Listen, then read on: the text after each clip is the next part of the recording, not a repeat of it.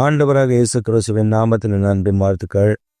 இந்த காலை வேளையில் உங்களை சந்திப்பதில் மகிழ்ச்சி அடைகிறேன். உங்கள் யாவருக்கும் இயேசு கிறிஸ்துவின் உயிர்த்தெழுந்த காலை நல்வாழ்த்துக்கள். இந்த நாளில் நம்முடைய தியானத்திற்காக நாம் தெரிந்து கொள்கிற வேத வசனம் லூக்கா எழுதின சுவிசேஷம் 24ஆம் அதிகாரம் 5-6 வசனம். அந்த ஸ்திரீகள் பயப்பட்டு தலை கவிழ்ந்து தரையை நோக்கி நிற்கையில் அந்த 2 பேரும் அவர்களை நோக்கி, உயிரோடு இருக்கிறவரை நீங்கள் மரித்தோரிடத்தில் தேடுகிறது என்ன? அவர் இங்கே இல்லை, அவர் உயிர்த்தெழுந்தார். உயிரோடு இருக்கிறவரை மரித்தோரிடத்தில் தேடுகிறது என்ன? அவர் இங்கு இல்லை, அவர் உயிர்த்தெழுந்தார். இந்த காலை வேளையில் நமக்கு ஒரு நற்செய்தி அறிவிக்கப்படுகிறது. உயிரோடு இருக்கிறவரை மரித்தோரிடத்தில் தேடுகிறது என்ன?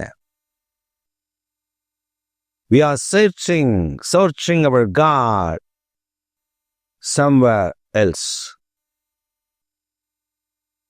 We are searching our God in mountains, rivers. We are searching our God in so many places. But He was not dead, He's alive.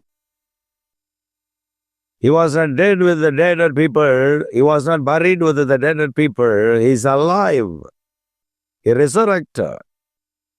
இந்த காலை வேளையில் நாம் கர்த்தரை பல இடங்களில், பல சூழ்நிலைகள், பல காரியங்களில் தேடுகிறோம். மலைகளில், ஆறுகளில், குன்றுகளில், இஸ்ரவேல் தேசத்தில், எருசலேமில், அவர் அடிக்கப்பட்ட இடத்தில், கல்லறையில், எந்த இடத்தில் தேடினாலும் அவர் இல்லை. மரித்தோரிடத்தில் மரித்தோராக அவர் அடக்கம் பண்ண விடவில்லை, அவர் உயிர்த்தெழுந்தார். He resurrected. He take a victory against the death. மரணத்தின் மேல் அவர் வெற்றி அடைந்தார். இந்த காலை வேளையில் நமக்கு ஜெயம் கொடுக்கிற ஒரு ஆண்டவர். பாவத்தின் மேல் ஒரு வெற்றி, வியாதியின் மேல் ஒரு வெற்றி, பலவீனங்களில் ஒரு வெற்றி, பொல்லாத கிரியைகளின் மேல் ஒரு வெற்றி, சத்துருடைய சகல வல்லமை அதிகாரத்தின் மேல் ஒரு வெற்றி. கர்த்தர் நமக்கு வெற்றியை கட்டளையிடுகிற தேவன். நாம் மறந்துவிடக்கூடாது. நாம் மரித்தோரிடத்தில் இயேசுவை தேடுகிறோம். சிலருடைய வீட்டில் இயேசு கிறிஸ்துனுடைய சிலுவை காட்சி போன்ற ஒன்றை அவர்கள் மாட்டி வைத்திருப்பார். ஆனால் அது இயேசுவா என்றால் இல்லை. இயேசு மரித்த பொழுது எவனும் படம் எடுக்கவில்லை. இயேசு சிலுவையில் அறைந்த பொழுது எவனும் அதை பிக்சர் அவுட் செய்யவில்லை. மாறாக பல காரியங்களை வைத்து இதுதான் இயேசு. சிலர் அறியாமையில் பேஷன் ஆஃப் கிரைஸ்ட்ல நடித்ததான் அந்த மனிதனை வைத்து அவர்தான் இயேசு என்று கும்பிடுகிறார்கள். சிலர் கருணாமூர்த்தி படத்தில் நடித்த இயேசுவை போன்ற நடித்த அந்த காட்சியை வைத்து இதுதான் இயேசு என்று கும்பிடுகிறார்கள். மரித்தோரிடத்தில் உயிரோடு இருக்கிறவரை தேடுகிறார்கள். அவர் உயிரோடு கூட இருக்கிறார். இதுல ஒருபடி மேல போய் இயேசு கிறிஸ்துவுடைய போட்டோவுக்கு, சிலைக்கு, படத்திற்கு மெழுகுவர்த்தி ஏற்றி, பத்தி கொளுத்தி, மாலை போட்டு, இந்த வத்தி கொளுத்துறது, மெழுகுவர்த்தி ஏற்றுறது, மாலை போடுறது, இதெல்லாம் நாம் உயிரோடு இருக்கிறவர்களுக்கு செய்யவே மாட்டோம். மரித்தோருக்கு தான் செய்வோம். நாம் மரித்தோரிடத்தில் அவரை தேடுகிறோம். அதனால்தான் அந்த தேவதூதன் சொல்லுகிறார், நீங்கள் மரித்தவரிடத்தில் வந்து உயிரோடு இருக்கிறவரை தேடுகிறது என்ன? அவர் இங்கில்லை, அவர் உயிர்த்தெழுந்தார்.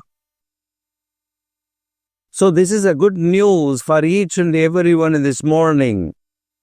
இந்த காலை வேளையில் இதுதான் ஒரு நற்செய்தி. உங்கள் யாவருக்கும் கர்த்தர் அறிவிக்கும்படி கொடுக்கப்பட்டிருக்கிற ஒரு நற்செய்தி என்னவென்றால், அருமையான திருச்சபையே, அருமையான திருச்சபை ஜனங்களே, உங்களுக்கு ஆண்டவர் அறிவிக்கிற ஒரு நற்செய்தி, அவரை மரித்தோரிடத்தில் தேடாதிருங்கள், அவர் உயிர்த்தெழுந்தார். அவர் உயிர்த்தெழுந்தார். வேதம் சொல்லுகிறது, when you read the Bible carefully, then you will find some treasure in it. நாம் வேதத்தை கவனமாய் வாசித்தால் அதற்குள்ள இருக்கக்கூடிய பொக்கிஷங்களை நாம் பெற்றுக்கொள்ள முடியும். So many things hide and secret is in Bible. In the book of Bible, we will see the hide and secret with the help of the Holy Ghost. பரிசுத்த ஆவியானுடைய துணையோடு நாம் வேதத்தில் உள்ள மறைக்கப்பட்ட பொக்கிஷங்களை காண முடியும். மறைந்திருக்கிற பொக்கிஷங்களை பரிசுத்த ஆவியானவர் நமக்கு காண்பித்துக் கொடுப்பார்.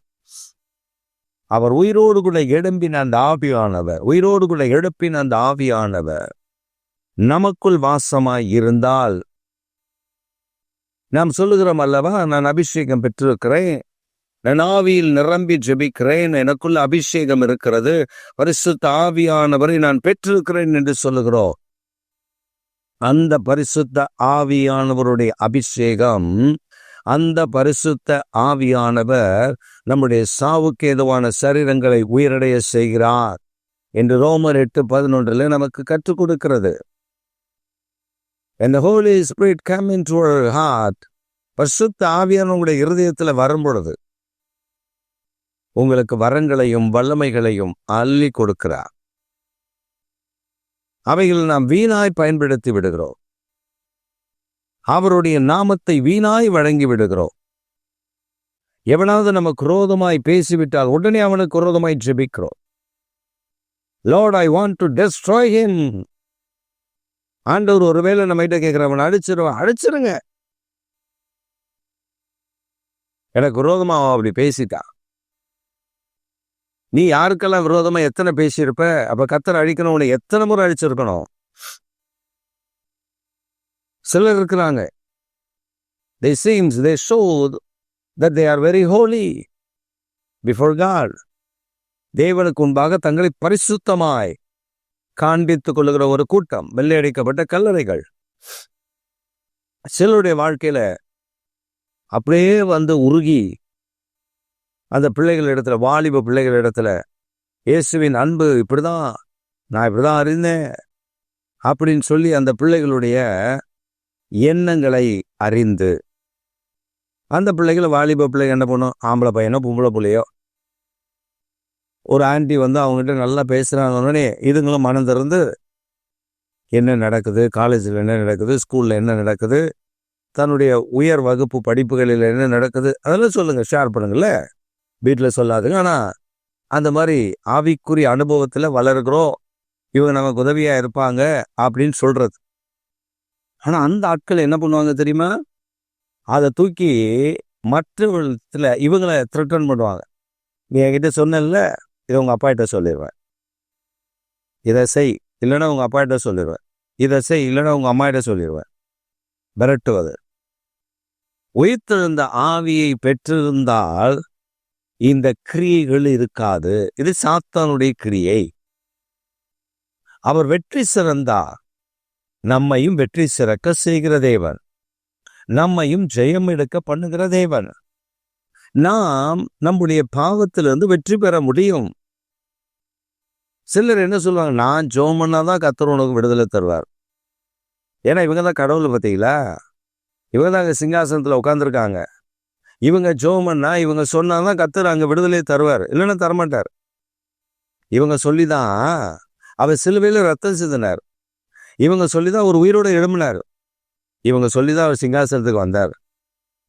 அப்படி ஒரு நினப்பு. இந்த பூனை இருக்குல்ல, அந்த பூனை என்ன பண்ணுமா, ஆபத்து வரும்போது இறுக கண்ண முடியுமா, உடனே அது நினைச்சுக்குமா, பூலோகமே இருந்துடுச்சு, எல்லாம் இருட்டாயிடுச்சு, ஒரு வெளிச்சம் கிடையாது, இப்போ நான் கண்ணை திறந்தாதான் வெளிச்சம் வரும். பூனை கண்ணை மூடனா பூலோகமே இருண்டு போச்சுன்னு நடப்பு. ஒரு சிலர் அப்படிதான், நான் சொன்னாதான் இது நடக்கும். அந்த அதிகாரத்தை எவருக்கும் தரல. அவர் சொன்னாரு, நான் வானத்திலும் பூமியிலும் சகல அதிகாரம் உடையவர். He himself had authority on heaven and the earth. He himself have all rights. அவர் ஒருவருக்கே அதிகாரம் கொடுக்கப்பட்டிருக்கிறது, வல்லமை கொடுக்கப்பட்டிருக்கிறது. இதை மற்றவர்கள் தப்பிதமாய் பயன்படுத்தும் போதுதான் அதில் ஆபத்து வருகிறது. எப்படிப்பட்ட ஆபத்து? அவர்கள் சொல்லுகிறதெல்லாம் பயப்படுத்துவது, மற்றவர்களை பயப்படுத்தி தன்னை விட்டு விலகாதபடி தனக்கு பணிவிடை செய்ய, தனக்கு கால் அமைக்க விட, தனக்கு கை அமைக்க விட, தனக்கு கடையிலிருந்து ஏதாவது பொருள் வாங்கி கொண்டு வந்து கொடுக்க, தன் வீட்டு வேலையை செய்ய, இதெல்லாம் தனக்கு இசை வாசிக்க, தனக்கு அந்த மைக்கு ஆம்பெல்லாம் தொடச்சி வைக்க, தனக்கு பாய் போட, இதெல்லாம் இது இப்படி ஒரு கூட்டம் இருக்கு. அந்த உயிர்த்தெழுந்த இயேசுவின் வல்லமை எனக்குள்ளதான் இருக்கு. பிரியமானவர்களே, ஏமாந்து போகாதிருங்கள்.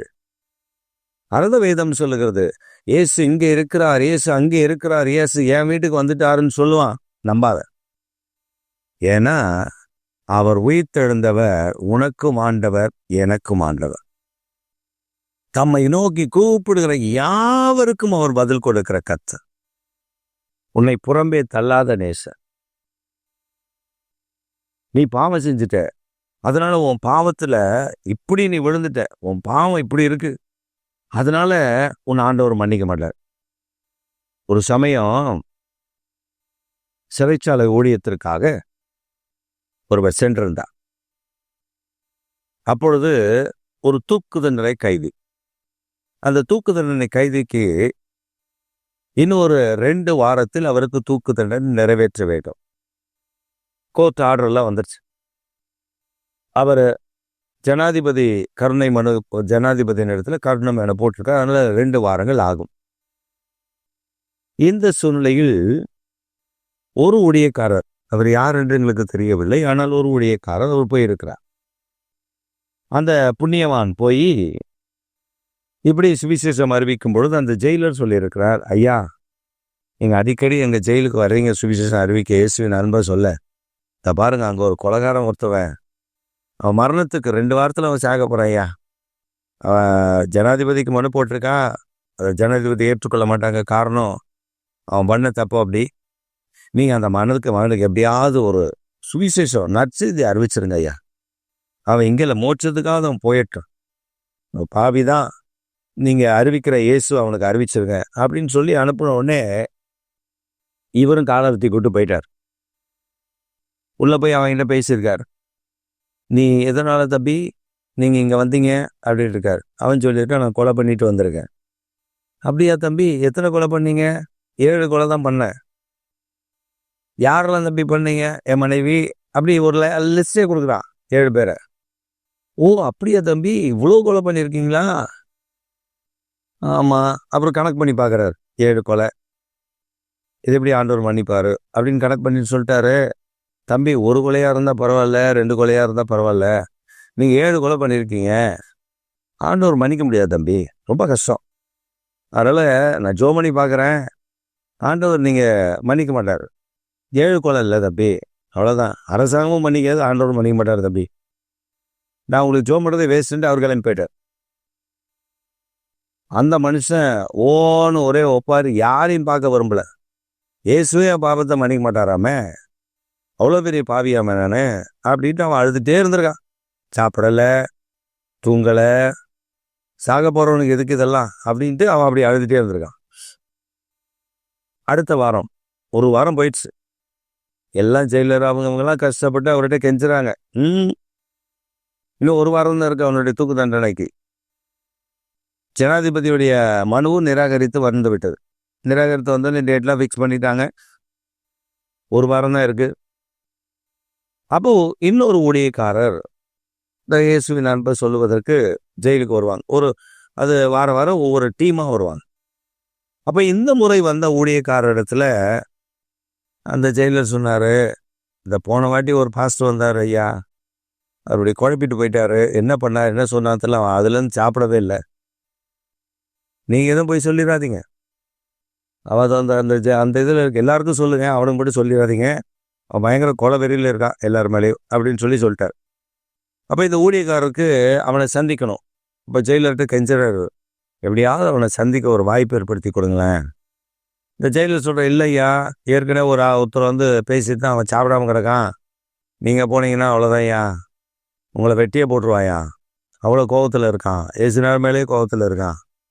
இவர் எவ்வளோ கெஞ்சி கூத்தாடி நான் அவன்கிட்ட நான் பேசுகிறேன் அப்படின்னு சொல்லி அதிக ஜபத்தோடு அந்த ஜெயிலை நீங்கள் சொன்னால் கேட்க மாட்டீங்க, உங்களுக்கு பாதுகாப்பில் வேணா போங்க, அடித்தானே வாங்கிட்டு வந்துடுங்க, பக்கத்தில் நிற்கிறோம், அடித்தானே டக்குன்னு கையை பிடிச்சி எடுத்துடுறோம், கேட்டை சாத்திடுறோம். அப்போ அவர் போகிறாரு, அந்த கதவை திறந்துட்டுன்னு அவர் உள்ளே போகிறாரு. அவன் மூஞ்சை திருப்பிட்டு உட்காந்துருக்கான்.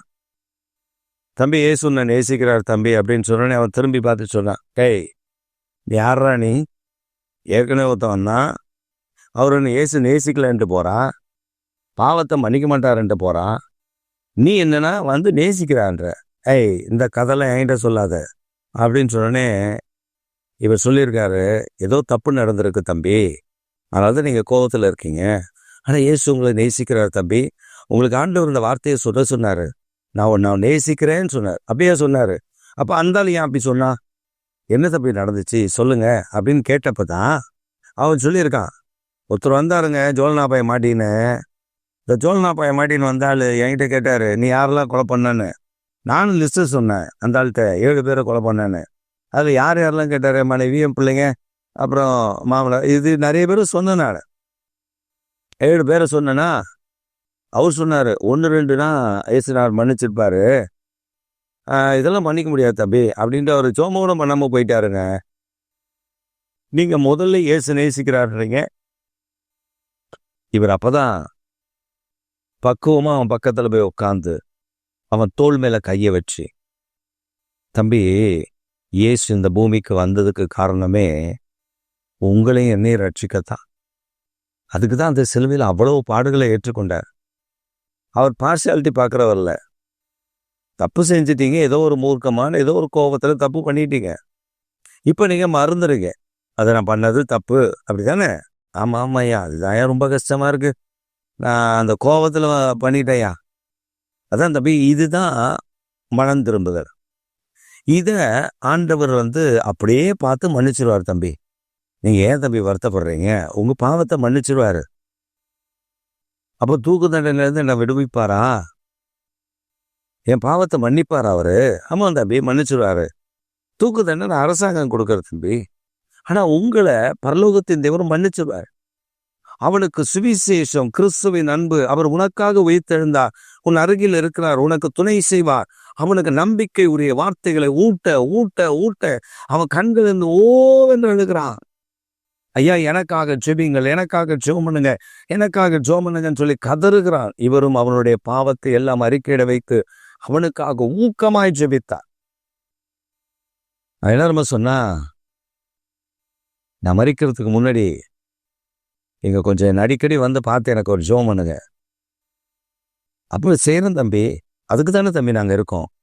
இப்போ ஜெயிலர்கிட்ட சொல்றாரு, எனக்கு கொஞ்சம் பர்மிஷன் கொடுங்க அந்த தம்பி.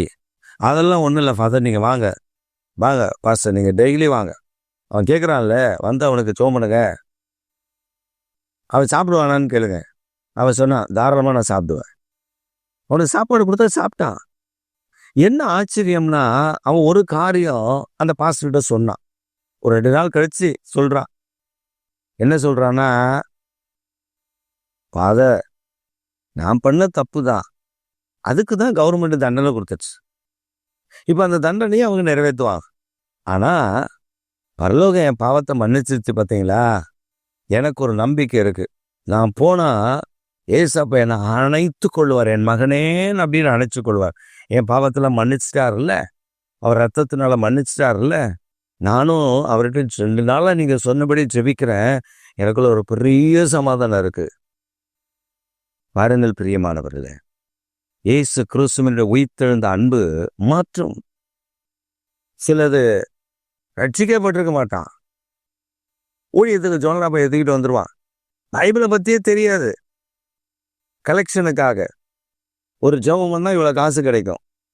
சில நான் கேள்விப்பட்டிருக்கேன், சில வீடுகளில் போய் உட்காந்துக்கிட்டு ஆவியானவர் நீங்கள் அனுப்பினா, பொய்யா சொல்றது. அங்கே போய் ஆவியானவர் அனுப்பினவர் ஆவியானவர் சொன்ன வார்த்தையை சொல்லிட்டு வர வேண்டியதானையா? வரமாட்டா. அங்கே ஜெபம் பண்ணிட்டு ஷூ போடுவான். அந்த லேஸை கட்டு கிளம்பவே மாட்டான். அப்புறம் அவங்க சொல்லுவாங்க, சரி பாஸ்டர். அவங்க கழுத்தை பிடிச்சி தான் தள்ளல. சரி பாஸ்டர். அப்புறம் இது அப்புறம் அது, அதாவது அவங்க புரிஞ்சுக்கிறோம். ஏதாவது காணிக்க கொடுத்தாதான் இவன் நவருவான்னு புரிஞ்சுக்குவேன். இயேசுவை வியாபாரம் செய்ய தொடங்கி விட்டார்கள். இயேசு அவங்களோட இல்லை, ஆனா இவங்க வியாபாரம் பண்றாங்க. ஆனால் ஒன்றை புரிந்து கொள்ளுங்க, உயிர்த்தெழுந்த இயேசு உங்களோடு கூட இருக்கும் பொழுது அற்புதங்கள் தானாய் நடக்கும். ஆவியானவர் ஒரு மனிதனை உங்கள் இடத்துல அனுப்புகிறான்னு வச்சுக்கோங்களேன். அந்த மனிதன் வருவான். அந்த மனிதன் உங்களுக்கு அறிவிக்க வேண்டிய கர்த்தருடைய வார்த்தையை அறிவிப்பான். புறப்பட்டு போய்கொண்டே இருப்பான். பிலிப்பு கந்தேக நாட்டு மந்திரி, அந்த ஸ்ரீயுடைய மந்திரி, கந்தேக நாட்டு ராஜஸ்ரீயுடைய மந்திரி, அவனுக்கு இயேசுவின் அன்பை உயிர்த்தெழுதலை சொல்லிட்டான். தண்ணீர் எங்க தடையிலேயே, தண்ணீர் இருக்க, வா ஞானஸ்தானம் கொடுப்பான் அப்படின்னு சொல்லி அவன் கேட்கிறான் மந்திரி. அப்ப பிலிப்பு கூட்டு போய் ஞானஸ்தானம் கொடுத்து கரையேறின பொழுது ஆவியானவர் கொண்டு போயிட்டார். அதான் ஆவியானவர் வழி நடத்துறது. ஆவியானவர் கொண்டு போயிட்டாரு. நாம சில நேரத்தில் நான் ஊழியத்துக்கு வந்தப்ப நான் ஒரு ஷூ வச்சிருந்தேன். அப்போ எனக்கு ஒரு பாஸ்டர் சொன்னார், நீங்கள் லேஸ் வச்ச ஷூ வச்சுருக்கீங்க பாஸ்டர், நீங்கள் பார்த்து நீங்கள் இந்த லேஸ் வச்சதை கட்டுறதுக்கே லேட் ஆகும். நான் சொன்னேன், அப்படியெல்லாம் இல்லையே, நான் இதை அப்படியே போடுவேன், அப்படியே எடுப்பேனே, லேஸ் ஒரு நாள் கட்ட மாட்டேனே, அப்படி பழகிருக்கேன் இந்த ஷூவில். அப்படியா அப்படின்னு கேட்டார். அப்புறம் தான் அவருக்கு நம்பிக்கை வந்துச்சு. இல்லைன்னா சிலர் போயிட்டு உள்ளே போய் உட்காந்துக்கிட்டு அவன் காசு எடுத்துட்டு வரவங்களும் வெளில வரமாட்டான். உயிர்த்தெழுந்த இயேசுவை வியாபாரம் பண்ணுகிற கூட்டம் ஒன்று.